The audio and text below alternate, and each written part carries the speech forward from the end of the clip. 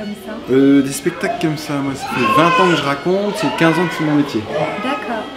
Mais quand j'ai commencé, c'était vraiment un hobby. Voilà. Puis au bout de 5 ans, voilà.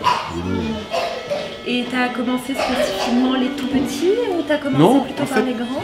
Non, en fait, j'ai vraiment commencé par les grands parce que j'ai découvert le conte dans les scènes ouvertes. Et les scènes ouvertes, c'est souvent pour les adultes. Oui. Donc j'ai commencé à écrire des histoires tout de suite plutôt que d'en connaître. Oui. Et après, comme je faisais de l'animation, j'ai raconté pour les 4-8 ans, pour les primaires après. Et voilà, les tout petits, c'est venu un peu plus tard. Et par contre, j'ai toujours raconté pour les adultes. Est-ce que tout le monde a bien au moins une oreille? Une. Si on a deux, c'est très bien, mais il m'en faut au moins une. Donc tournez la tête, faites voir. Tournez comme ça, montrez. Ouais. D'accord. Parce qu'on dit que le public des tout petits, c'est le plus difficile. Eh ben moi je dirais, c'est un des plus difficiles, le plus difficile c'est les ados. Ah oui. Parce que quand les ados ils ont vraiment pas envie, ils ont vraiment pas envie. Non, les tout petits c'est un public très sensible, c'est une corde sensible qu'il faut réussir à capter. Pour moi c'est vraiment de la musique, il faut capter l'onde musicale et réussir à jouer la même partition. Donc c'est vrai que c'est très difficile, mais voilà, c'est jamais très grave ce qui peut se passer avec les ados. Il faut réussir à leur, j'ai envie de dire, à les coller au plafond d'entrée. Oui. Parce qu'eux ils n'ont pas envie qu'on vienne leur raconter des histoires, c'est hors de question, ils ne comprennent même pas l'intérêt. Donc moi je raconte des histoires qui les scotchent et tout. Et après, ok, c'est un peu you have my attention, mais pour 5 minutes. Donc il fait de la deuxième histoire, il faut aussi qu'elle soit. Dieu ne l'a pas vu visiblement. Gros yeux regarde dans la clairière, mais Gros yeux n'a pas vu. Petit chat se cache entre les hautes herbes. Il replie ses oreilles sur sa tête, sa queue autour de son corps. Gros yeux, Petit chat ne sait pas bien quoi faire. Il essaye de se carapater discrètement et là, les deux gros yeux le fixent. Elle prend le bol, elle le mange.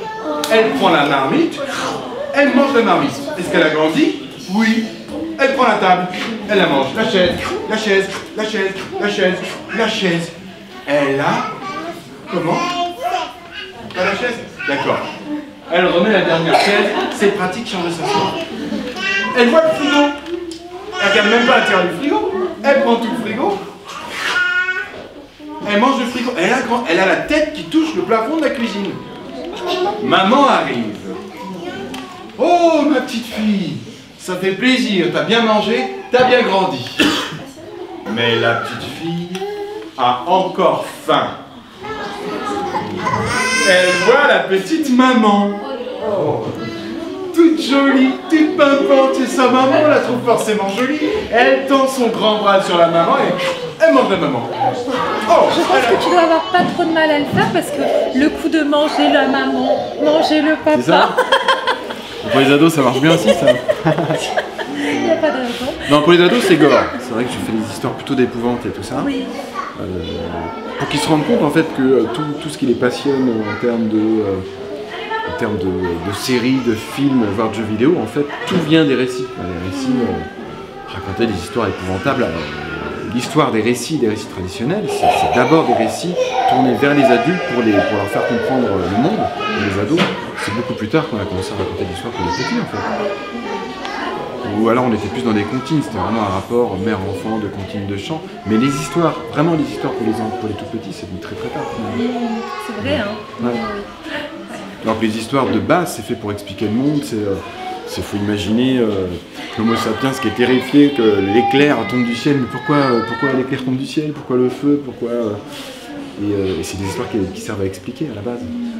Et ta pratique musicale, ça fait combien de temps que tu fais du violon du coup? Alors du violon, ça fait pas tellement de temps. Je me suis mis au violon en fait pour un spectacle qui était un thriller conférence pour les adultes. Un spectacle plutôt de théâtre ici. Et le violon, comme on allait vraiment dans l'épouvante, je me suis dit le violon, parce qu'il permet de faire des choses qui sont à première vue pas forcément musicales, mais qui sont. Voilà. Donc je me suis mis pour ça. Donc ça doit faire maintenant un peu moins d'une dizaine d'années. Mais je pratique de façon un peu dilettante. Mais sinon la musique, j'ai commencé en fait par, sans le savoir, raconter l'histoire en écrivant des chansons à la guitare en mode je suis ado dans ma chambre. Des histoires qui duraient des dizaines de couplets qui étaient inaudibles, absolument inaudibles, mais ça racontait des histoires sans que je le sache. Il y avait vraiment une structure de développement, de déroulement, de dénouement et tout ça. Voilà. Donc je raconte toujours avec de la musique. Mais je ne joue pas de musique tout seul d'un autre côté, parce que je ne suis pas assez musicien pour jouer de la musique.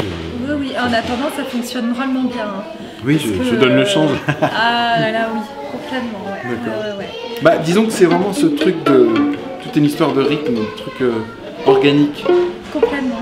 Réussir à trouver comment la musique peut m'aider à trouver un phrasé, à trouver une façon de parler. C'est vraiment ça. De façon sonore. Ouais.